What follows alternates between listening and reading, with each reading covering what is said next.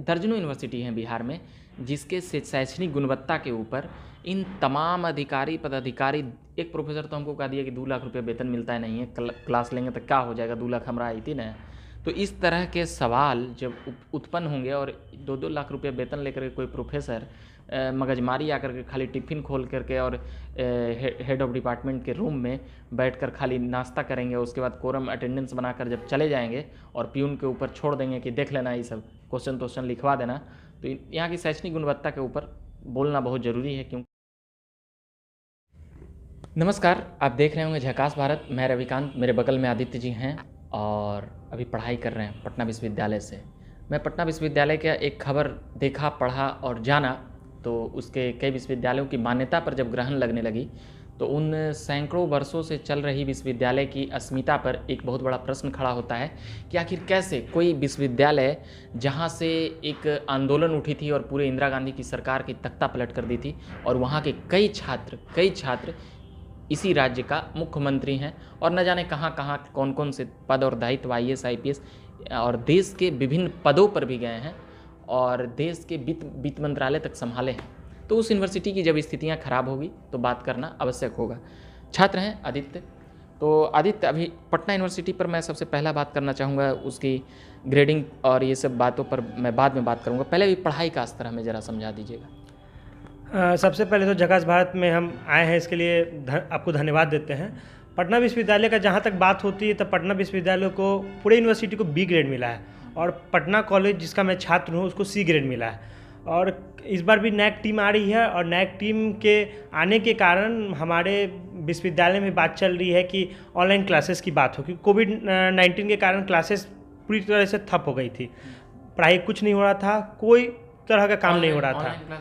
Online class की जहाँ तक बात है, वोकेशनल में खाना पूर्ति बोल सकते हैं, ऑनलाइन क्लासेस चल रही थी। लेकिन जहाँ तक बात है मेन उसके एजुकेशन की, जो BA वाले छात्र हैं वहाँ के, वोकेशनल कोई छात्र नहीं बोलता है वहाँ का, बोलता है वोकेशनल ठीक है, लेकिन हम लोग मतलब वहाँ के प्रॉपर छात्र हैं।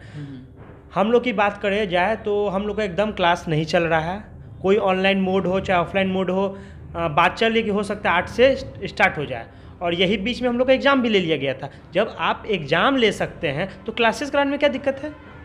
बिल्कुल। कई डिपार्टमेंट का ये स्थिति है कि केवल HOD ही है, मतलब और कोई नहीं है। गेस्ट फैकल्टी कभी कभी बुला लिया करते हैं, जो रिसर्च ये सब कर रहे हैं ना, लोग कभी कभी बुला लिया करते हैं, वो भी परमानेंट नहीं है। गेस्ट फैकल्टी परमानेंट हुआ ऐसा कुछ नहीं है, गेस्ट ही है, मतलब कंप्लीटली गेस्ट है। ये स्थिति है। ये वहाँ के छात्र कह रहे हैं। क्लास कैसा, मतलब कि जो हम तो वहाँ कभी कभी क्लास किए थे, तो कौन से कॉलेज में है? पटना कॉलेज में। तो पटना कॉलेज में है।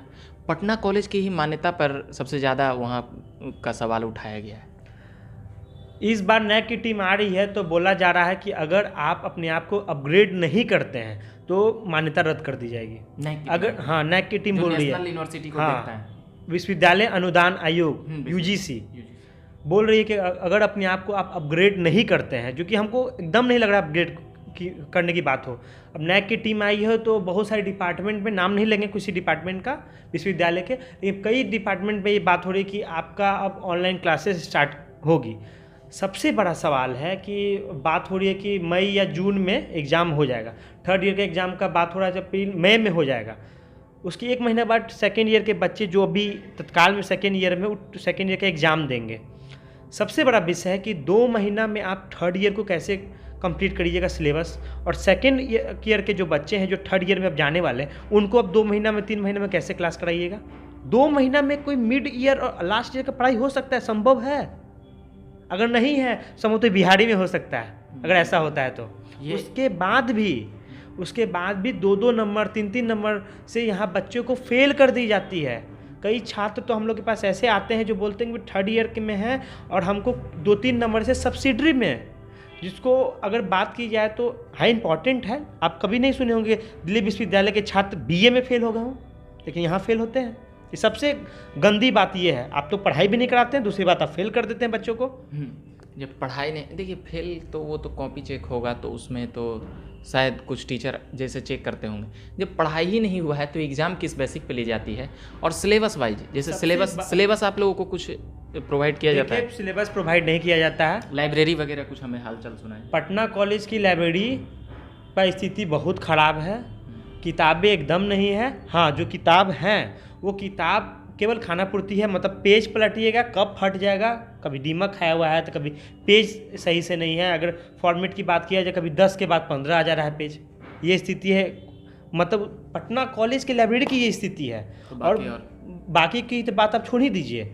और ये पटना कॉलेज का जो लाइब्रेरी है वो वाइस चांसलर के आवास के जस्ट बगल में है, तब ये स्थिति है। मतलब उसको नए वीसी साहब आए हैं, रिएक्शन कुछ नए वीसी साहब कुछ नहीं करते हैं। ये पाटलिपुत्र विश्वविद्यालय से आए हैं और यहाँ पे आके अपने आप को गवर्नर ही समझने लगे हैं। केवल आके लंदफंद करते हैं, चले जाते हैं। इनको जो मूलभूत जो काम होना चाहिए वो काम करना चाहिए ना।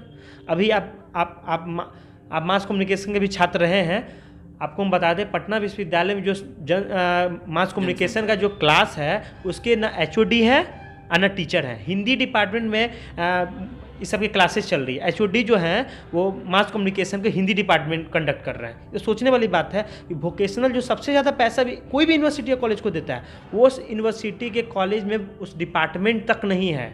कई छात्र तो हमारे मित्र हैं, वो छात्र नेता हैं वहाँ के, वो बता रहे थे उनके पास एक मामला आया था। मामला ये था कि बीसीए के छात्र को बीए का डिग्री दे दिया गया था। जब उसका प्लेसमेंट की बात हुई, प्लेसमेंट की जब बात हुई तो वो पता चला कि ये बीसीए का नहीं बीए का डिग्री है। मतलब भारी झोल की बात आप समझ सकते हैं कि कितना बड़ा झोल है। बच्चे इस बार कोविड-19 में जो अभी एडमिशन हुआ है, बहुत हद तक बच्चे नहीं एडमिशन लिए हैं। और कई मगध महिला में हम लोग गए थे तो मगध महिला में कई छात्रा हम लोग से बोलिए कि हम अप्लाई किए थे पॉलिटिकल साइंस का, हमको दे दिया गया संस्कृत।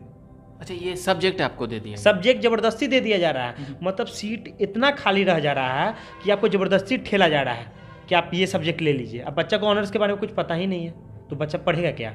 अब पढ़ेगा नहीं तो फेल हो जाएगा, अब पढ़ाई करवाइएगा नहीं। ये बहुत बड़ा दिक्कत है। ये मैं आदित्य से बात कर रहा था, ये पटना विश्वविद्यालय की स्थिति आखिर ऐसे कैसे बनी और इसका जिम्मेदारी कौन लेगा? शिक्षा विभाग, राज्यपाल के अंतर्गत यूनिवर्सिटी के वीसी आते हैं, तो वो ये सभी एक चिंतन मंथन का विषय है कि जो बुनियादी चीज़ें जब तक अभ्यर्थियों छात्रों को नहीं पूरी की जाएगी तो वहाँ से मामले उपजेंगे।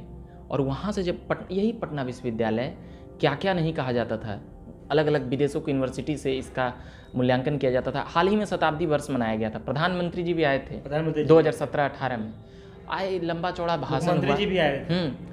और ये सभी मुख्यमंत्री सुशील मोदी, लालू प्रसाद, नीतीश कुमार, ये सभी पटना विश्वविद्यालय के ही छात्र रहे हैं। तो इन लोगों को भी थोड़ी सी शर्म आनी चाहिए थी कि जो रुतबा उस वक्त था वो रुतबा आज क्यों नहीं है, बाकी सब यूनिवर्सिटी कैसे बढ़ गई या यूनिवर्सिटी कैसे रुक गई, इस पर कुछ सुझाव देना चाहेंगे?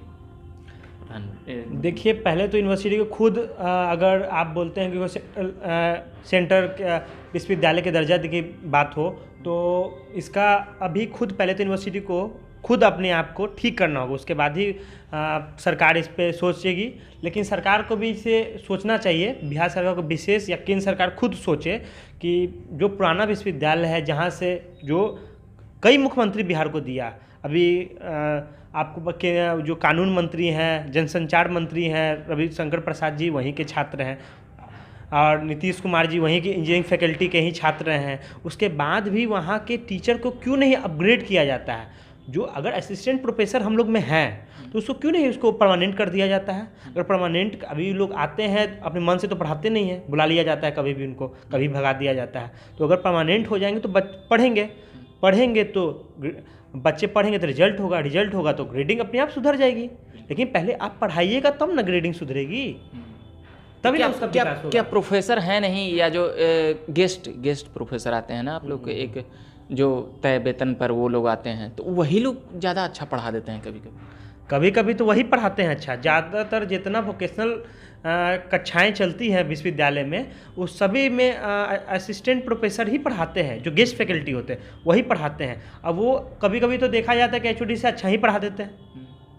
अब सोचने वाली बात है, कई यूनिवर्सिटी में हम लोग तो कई यूनिवर्सिटी में भी देखने को हम लोग को मिला है, कई यूनिवर्सिटी में तो देखते हैं एचओडी केवल ऑफिशियल काम करते हैं, पढ़ाते हुए हमने देखे हैं, बहुत कम देखे हैं कि वो पढ़ाते हो। लेकिन यहाँ पर एचओडी ही सर क्लास ले पाते हैं, टीचर ही नहीं है। क्या करेगा कॉलेज? प्रोफेसर बहाली होना चाहिए ना, प्रोफेसर की बहाली होनी चाहिए। बिल्कुल। प्रोफेसर की बहाली क्यों रुक जाती है और प्रोफेसर की बहाली क्यों नहीं ली जा रही है?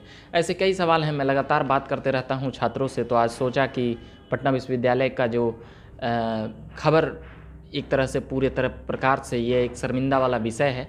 आप सोचिए, बिहार में दर्जनों विश्वविद्यालय हैं, यहीं पर अब तो पटना में भी पाटलिपुत्रा मगध को काट करके पाटलिपुत्रा कर दिया गया। पाटलिपुत्रा का सेशन पर तो बात करिएगा तो वहाँ का VC और वहाँ का ये सब डिपार्टमेंट क्यों बनाए जाते हैं, मुझे आज तक समझ में नहीं आया। और यूनिवर्सिटी को आदित्य क्यों अलग किया गया, यह भी हमें समझ में नहीं आया। खैर, ये एक काफ़ी लंबा चर्चा का विषय है। बिहार में तमाम विश्वविद्यालय, JP यूनिवर्सिटी के छात्र 5-5 साल से फ़ोन करते हैं, भैया आकर वीडियो बनाइए ना। हम बोले वीडियो बनाने से कुछ नहीं होगा। वहाँ के एक चीज़ और है कि मगध यूनिवर्सिटी का भी सेशन जो था, वो सेशन में 3 साल में डिग्री दे दी गई थी। हाँ, वो एक 3 साल में डिग्री दे दी गई थी।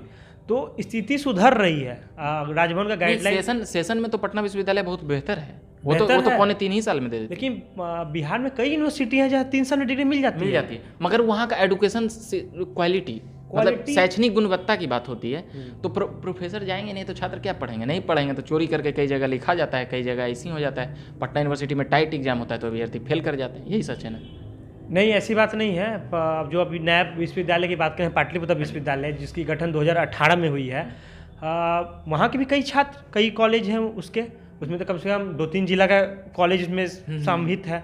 पटना और नालंदा, पटना नालंदा बोल सकते हैं, बिहार शरीफ भी बोल सकते हैं। बिहार शरीफ, नालंदा, हाँ, नालंदा। तो उसमें भी कई छात्र फेल हो जा रहे हैं। पाटलिपुत्रा में भी हुए हैं, कई छात्र फेल हुए हैं। ऐसी कोई बात नहीं है कि फेल, बात यह है कि टीचर की कमी है। टीचर की कमी, कोई भी यूनिवर्सिटी हो, टीचर की कमी है। टीचर की कमी होने के कारण कॉपी जैसे तैसे चेक हो जाता है। जब जैसे तैसे चेक होता है तो भाई तो बच्चे तो फेल होंगे ही ना भाई। बिल्कुल, सबसे बड़ा सवाल है। तो मैं यही कह रहा था कि उसके बाद फिर चले जाइए, मैं और भी कोसी के तरफ जो यूनिवर्सिटी है, BN मंडल भागलपुर में हो गया, दरभंगा में LNMU हो गए, फिर JP छपरा में, फिर आरा की तरफ वीर कुंवर सिंह, और भी ऐसे दर्जनों यूनिवर्सिटी हैं बिहार में जिसके शैक्षणिक गुणवत्ता के ऊपर इन तमाम अधिकारी पदाधिकारी, एक प्रोफेसर तो हमको कह दिया कि 2 लाख रुपये वेतन मिलता है, नहीं है, क्लास लेंगे तो क्या हो जाएगा, 2 लाख हमारा आई थी ना। तो इस तरह के सवाल जब उत्पन्न होंगे और 2-2 लाख रुपये वेतन लेकर के कोई प्रोफेसर मगजमारी आकर के खाली टिफ़िन खोल करके और हेड ऑफ डिपार्टमेंट के रूम में बैठकर खाली नाश्ता करेंगे, उसके बाद कोरम अटेंडेंस बनाकर जब चले जाएंगे और प्यून के ऊपर छोड़ देंगे कि देख लेना, ये सब क्वेश्चन लिखवा देना, तो यहाँ की शैक्षणिक गुणवत्ता के ऊपर बोलना बहुत ज़रूरी है। क्योंकि पैसे खर्च इन अभ्यर्थियों को होते हैं और उन अभिभावक जो उम्मीद लेकर उन विश्वविद्यालयों में भेजते हैं। पटना विश्वविद्यालय के कई छात्र ठगा हुआ क्यों महसूस करते हैं, हम इसमें कुछ बात करने का प्रयास किए। अभी के लिए इतना ही कहेंगे।